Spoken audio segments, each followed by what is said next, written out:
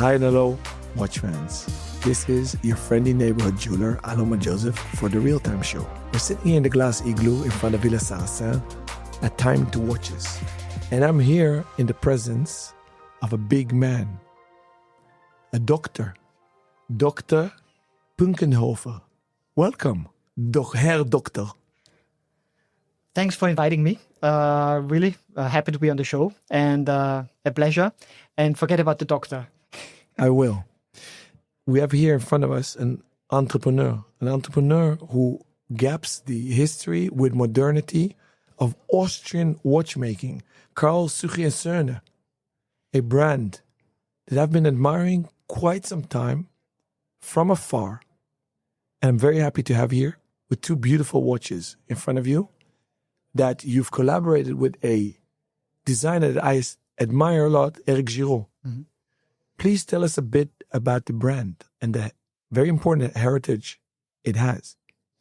But thanks. The heritage really was what captured my attention because my doctor refers actually to legal studies and my other background is arts. So I was for many years, for decades, I was working as a trade commissioner and as an art curator. And via organizing an exhibition on Austrian design at the Triennale Museum in Milano, I discovered Karl Suchy and Söhne. And I was flabbergasted because I saw this is a brand that was 3 generations catering to the Habsburg court. They had clients such as Sigmund Freud, and it was basically all forgotten. And in a sort of a crazy mood swing, I decided I do my own watch based on this unique legacy and being used in working in the arts and creating beautiful stuff out of nothing. In my case, most of it exhibitions. I said, I do my own watch, connected with a great watchmaster, Mark Jenny, who was a member of the Académie de l'Horlogerie de Model. I connected with a young designer, Mida Schristin, and basically after some time, I had the first 20 pieces and was able to sell them to friends, family, and fools, basically. And only then I said, why not think about really doing a company and restarting this fantastic brand, and with the aim to carry on the fire and not the ashes. That means that, okay, think about a design language, think about the movements, etc., to be at the same level as the old Suchy was. And the old Suchy became fournisseur au roi, or furnishing the royal court, because he was a very innovative entrepreneur at that time, 1822. And he was present in Vienna, in Prague, and in La Chaux-de-Fonds. So already his sons, one of his sons was sent to La Chaux-de-Fonds. So we had and have in this kind of history this Viennese elegance and the Swiss precision ingrained. And now we are 8 years in the market again. And here at Time to Watches in Geneva, we present the 4th collection. We have done first the Waltz number 1, referencing, of course, our Viennese lifestyle and playing around with a design code that you see across all collections now that is very much informed by Viennese modernism. That means that it's a very reduced, minimal language, but with usually an emotional kick, like a rotating second disc instead of a hand, a guilloche pattern that is like very influenced by Hoffmann, by Loos, by these architects around 1900, when Vienna was really a creative, intellectual capital of this world. And next came the table clock, which was for me really a matter of my heart, because everyone told me, Robert, who needs a table clock? But we were able to do the table clock all in Vienna. So with a young female watchmaster. Then we present the Belvedere. And finally this year, the Vienna with Eric Giraud. Congratulations. I have 2 beautiful watches in front of me. But before we go there, what years did the brand Karl Suchy and Söhne run? And when did it end? Yes, it was started out in 1822. And then for 3 generations, great success. Was the leading manufacturer in the Habsburg Empire. And in the around this after like between 20 and 30, 1920 and 1930, it faded out slowly. And the reason behind it was that this was already the third generation, and there were several family members that wanted to be the boss. So it was family conflicts on the one hand, and on the other hand, of course, the fall of the Austrian-Hungarian Empire. Also that Therese Suchy, the last purveyor to the Habsburg court with this official title, she was addicted to gambling. So different stories around that basically made the company fold. And for many, many decades, it was lost. And after, I always say, like a beauty sleep of a couple of decades, I kissed it awake again. So they actually never made wristwatches, did they? That's an interesting question, because when I started out, and there was no archive left, basically. So slowly but surely, I'm building up again an archive. And every month I get like historic pieces offered from all around the world. And for a long time, for the first 2-3 years, I believed that only famous big clocks, table clocks foremost. And then came suddenly a pocket watch into my hands. We have one upstairs in the showcase. And but then suddenly clients, collectors, sent me wristwatches of course, at the beginning, you know, ladies' watches. Yeah, it's a lady watch, also like a sporty watch. Early on, like it was used to, you know, you convert a pocket watch into a wristwatch. But we do have in our archive wristwatches, yes. But no trench war watches, field watches. Yes, we do. You have? Yes, we have, yeah. So if I remember your collections correctly, you didn't do any retro-inspired, vintage-inspired watches. You went straight to modernity. Yes, because you know, I'm working in the cutting-edge contemporary arts field, so I did not want to repeat history, but really to continue from where the old Suchy left, and that was classicism, etc. Next came really Viennese modernism, and that what we are trying to update for the 21st century. And if you look at our table clock, it's really a contemporary piece with our own movement. But the case, the shape, it's all, in my opinion, super contemporary, you know. And that's I want to be relevant today, and not just repeat the past. Did you contemplate just starting a brand with a different name, your own name, or a made-up name? Not at all. No, not at all. Because that was really my driving force or inspiration to see this kind of legacy. And I told you, I was not in the watch industry, but what I always loved all my life is to create beautiful stuff out of nothing, and there was basically nothing.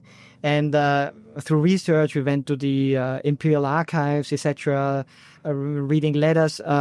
Just a year ago, for example, Laurent Pichotto from Chrono Passion, who is our retailer in Paris, he sent us a invoice with the royal insignia, that we serviced the clocks in the Schloss Schönbrunn. So it's a nice storytelling, but no one buys a watch from us due to the fact that we were purveyor to the Emperor Franz Joseph or Elizabeth, the Empress. And that wouldn't interest me too much, but it's still, when we think about details, and we think about a lot of details, it informs us, more from an ethical point of view, that we want to be at the same level as the old Suchy was, from the positioning, the price point, the quality. We are working, for example, with the movements with Vaucher, and that's more this kind of ethical codes from the past that inform us, and not really the aesthetical codes. Interesting. You actually answered my question why you use Vaucher calibers, because it's not the most logical choice, especially if you're a new brand. Top quality, the price is there, doesn't make your life easy. But you've answered my question because you referenced back to where they were. What I wanted to ask you, do you know the brand Albishorn, the watchmaker? It rings a bell, but not more. So Sébastien is also an academic like you, historian, philosopher. He created a brand that reimagines history. Okay. So he makes pilot watches that, what if it was that Nice. era, and he makes that up. Nice. Okay, it's interesting. Your first Yeah, response is nice. that's a nice take also in it. Yeah. I'm actually thinking you're doing something similar, not completely. You're not making up stuff, but I always ask watchmakers, especially those that make military issued mil-spec watches. So Mark Yeah. 10, 11, 12, 13, Type 20, 21. I said, why don't you make up 23, 24? Yeah. It seems you follow that analogy. Am I correct to assume that? Yeah, not consciously perhaps, but again, what my vision is to bring simply a Viennese perspective into watchmaking, and that's very much with the table clock, also with, for example, the work with Eric Giroux, with the decoration, with many little details, on the wristband. We have the decoration reflecting the roof mosaic of the St. Stephen Cathedral. We have, for example, the Côte de Vienne. When you look at the our movement, it's not the Côte de Genève, it's not the Côte de Soleil, it's the Côte de Vienne. And it's like a circling decoration that reflects the Viennese waltz, that we are turning around when winter comes and we start to dance at the famous Schloss Schönbrunn or the Hofburg or the Musikverein. Begs the question, why didn't you choose an Austrian designer to help you? We have an Austrian designer, Rainer Mutsch, who is doing the table clock. And I have a couple of projects where we might work. But, it's also my work I'm really, in the sense, Viennese, no? But then again, I was working always as a diplomat. So I love to be on the road. And also when I do my exhibitions, it's not just 10 Austrian artists. No, I want to have the best talents in the world, And also Suchy was back then, Prague, Vienna, La Chaux-de-Fonds. So it was from the outstart a more global vision. And now we have been, we have been sending our watches to more than 20 countries to collectors. And it forms very much. It's our heritage, the artistic, aesthetic language. Everything, of course, is Viennese. But then again, I don't want to sit in my Viennese showroom and just think about Austria. No. Would you call yourself an Austrian brand or not so much? Yes, definitely. Viennese brand, I would even say, because Austria, like Switzerland, perhaps we have two sort of cliche codes. One is the more alpine, rustic, mountainous, snowy, and the other is this kind of imperial elegance of Vienna. So I think we are more on that side, even so from, for example, the dial always are very minimalistic, but then you turn it around, these are quite, I would say, not baroque, but very bold movements, no? Very much so. For those that might not know who Vaucher is, mother company is Parmigiani Fleurier, together with No, Hermes. the mother company is the Sando and Hermes Foundation. Yeah, which owned Parmigiani Fleurier. Yes. So they're They very... work for Richard Mille, they work for... So this is top. Micro rotor. The pattern is stunning. Congratulations. I did not know that. I love the Walls philosophy. I would like to speak to you for hours. You are a philosopher, sir. You're a poet. Please come on the show for a 1-hour episode. That would be nice. To come back to earth, to practicality, I'm in love. Hypothetically, where can I get it? Besides at Lolo in Paris on Saint-Honoré. Yes, you can get it at Chronopassion in Paris, but you can also get it in New Delhi with Ethos. You can get it in Hong Kong with Lavish-Attic. And we slowly but surely increase our retail network. And the best thing, of course, is send me an email and I ship it to you directly. What? Or come to our showroom in Vienna and we have a nice Viennese coffee, a Sachertorte, and the handover. And what's the price of these two beautiful pieces? The Vienna collection we are selling for 18,900 Euro, including tax and in euro. Thank you so much. Congratulations, and hope to see you soon. So, Rob, this is a conversation I was very excited about, looking forward to, and even raised my affection and love for the brand. Karl Suchy and Söhne, Dr. Punkenhofer. I am not sure if you've met him before. I didn't. I've been watching and studying the brand ever since Dr. Punkenhofer relaunched the brand 3 years ago, teamed up with Eric Giraud. But actually, I didn't know too much about the brand, why he had revived it, what the philosophy was behind it, and where he wanted to take the brand. Because he didn't make his life too easy, as he used Vaucher calibers, so high end. The prices are rather high, but I was very, very charmed by his story. And before I give you my breakdown, I'm curious what your take is on the brand. Well, I've loved the brand for years, to be honest. I was a big fan of their initial Waltz, and I'm a huge fan of the recent Belvedere. I really love the detail in that watch. I love the creative way of showing the date, having the date itself not move, but the window move around the dial. That's super cool. That's something that you don't see every day. It's Dr. Robert Punkenhofer, the founder, CEO of Kalzuki, being creative within the restraints of having basic calibers. Now, they're very nicely decorated. Everything about the watches is nicely finished. The underside of the strap is an engraving of the Belvedere Garden, which is like an incredible touch and functional as well as aesthetically pleasing.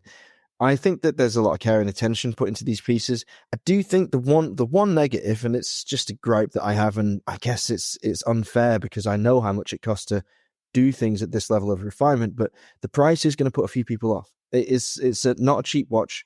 It's not an entry-level brand, to say the least. It's a very special thing. I think it's something for watch lovers and people that love the story that Robert's creating and the legacy of Kalzuki, and also the Austrianness of it, because there aren't many Austrian brands around. I mean, Hammering is the one that pops to mind, but beyond that, I can't think of any others bar these two. Can you? I actually can't. And what I loved about his philosophy and strategy is, with this 200 years plus history of this heritage brand, he easily could have tried to replicate watches from the back catalog and do a classic thing, but he didn't. And he took it to modernity. And what I loved is he married the Austrian modernism in the art movements and married that with watchmaking. And if you're wondering why, well, he received his PhD as an art curator. So he has an arts background. And I found that very refreshing because I've said it several times on the podcast. It's interesting when people from other industries or designers that don't have so much experience with watches that bring a fresh view on watchmaking, like your dear friend Anders with Arconaut, actually. So I found that very, very interesting. And this is definitely a brand to keep an eye on. I couldn't agree more. I love what they're doing, and I need to get Robert on the show for a full hour because he's a really interesting character. So go over to the Kalzuki website, check out the stuff that they're doing because it really is top quality. And if you're lucky enough to get to an event where they're displaying, then go along, and I guarantee you won't be disappointed with the execution of the watches. The website is carlsuchy.com.